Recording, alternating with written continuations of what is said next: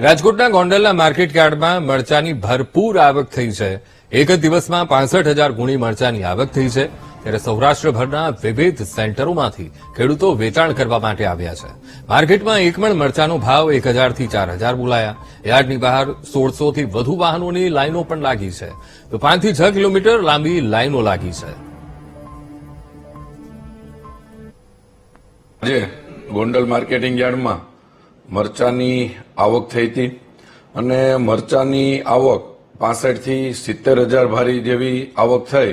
કારણ કે સમગ્ર સૌરાષ્ટ્રમાંથી રાજકોટ, પોરબંદર, અમરેલી, ભાવનગર, સુરેન્દ્રનગર, મોરબી, જામનગર સમગ્ર સૌરાષ્ટ્રમાંથી મરચાનો પાક લઈ અને ખેડૂતો ગોંડલ માર્કેટિંગ યાર્ડ જ પોતાનો માલ વેચવા માટે પસંદ કરતા હોય એટલે જ આવી અત્યારે આવક થતી હોય છે.